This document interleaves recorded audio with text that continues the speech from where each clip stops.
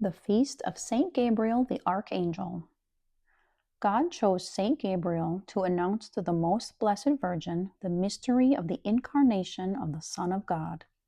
Saint Bernard says, "Among all the angels, only Gabriel was found worthy to declare God's plans to her and to accept her fiat." The angel's greeting is so simple and charged with meaning. "Hail Mary, full of grace," has become one of the most familiar and long-standing prayer of the Christian people. Gabriel is linked to the messianic messages, and his presence in sacred scripture points to the fullness of time.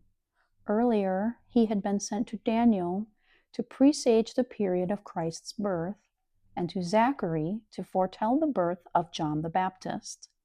Since the first centuries of Christianity, Saint Gabriel has been honored in the liturgy. In the 9th century, his name appears in the list of saints for the 24th of March, associated with the Feast of the Annunciation. In 1921, Benedict XV declared Saint Gabriel's a feast for the Universal Church.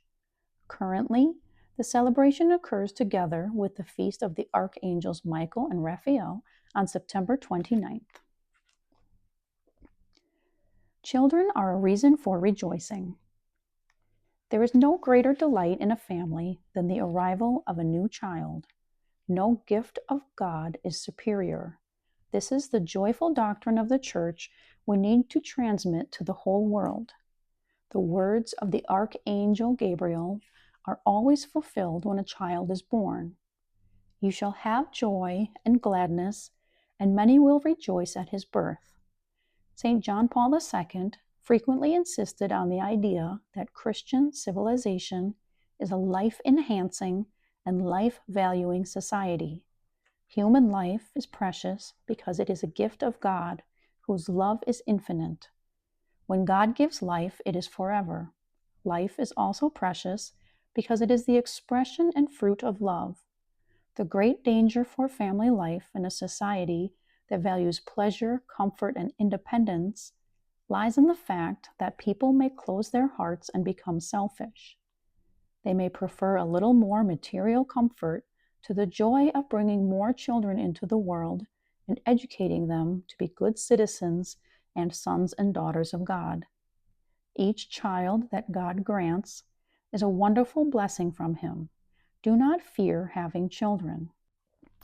We ask the Archangel Gabriel, who informed the Blessed Virgin of the coming of life itself into the world, to gain for us the fortitude to do apostolate in favor of life, generosity, and joy. The Pope points out, when the sacredness of life before birth is attacked, we shall affirm that no one has the authority to destroy unborn life.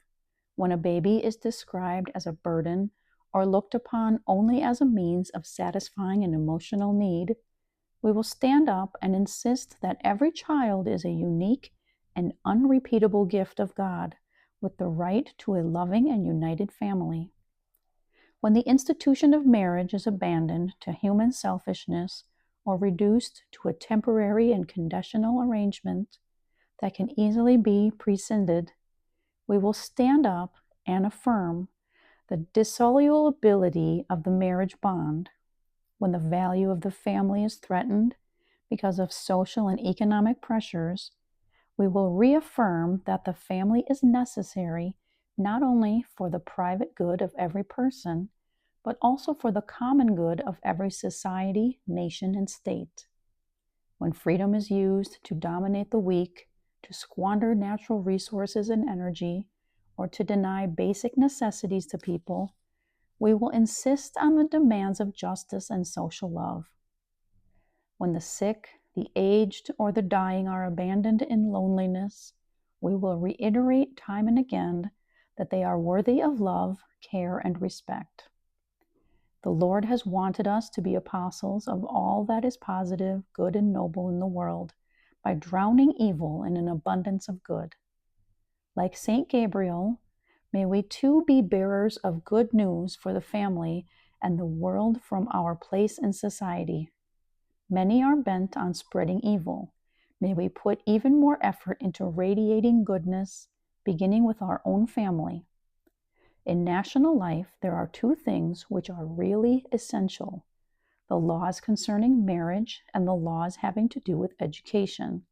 In these areas, God's children have to stand firm and fight with toughness and fairness for the sake of all mankind.